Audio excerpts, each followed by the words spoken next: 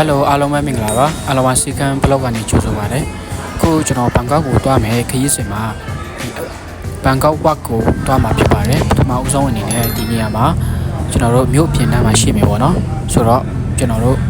ဆက်ပြီးတော့တွားကြည့်အောင်များမခီဝါဟိုတယ်မခီဝါဟိုတယ်ရန်ကုန်မှာလည်းရှိရလေရှိတယ်ကဘာကြီးငါတို့အဲ့ယူကကဘာကြီးလာမကြီးဟိုမှာမလား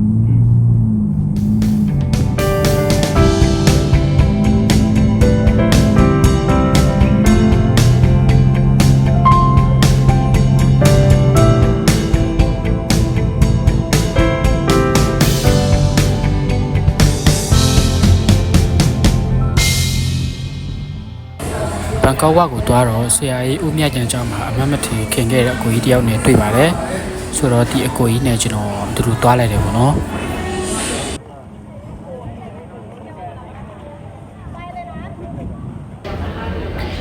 ကိုရောက်နေတဲ့နေရာကတော့ဘန်ကောက်ဝက်လို့ခေါ်တဲ့ tourist attraction နေရာတစ်ခုဖြစ်ပါတယ်ကဲဆိုတော့လာတဲ့နေရာလေးအစားအသောက်တွေတက်ပြီးတော့ကြည့်ရအောင်ညာ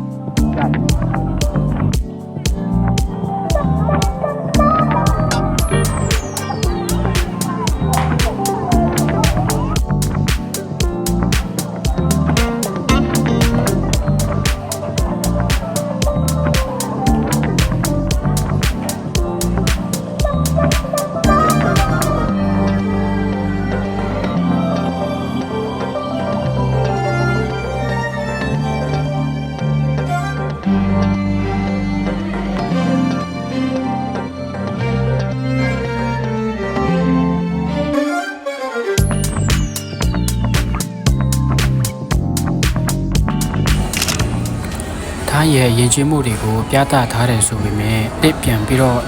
ပြုလုပ်ထားတာပေါ့နော်ဒီပုံစံလေးတွေကိုပြန်ပြီးတော့ပြန်ဆောက်ထားတာပါတော့မြန်မာနိုင်ငံမှာလို့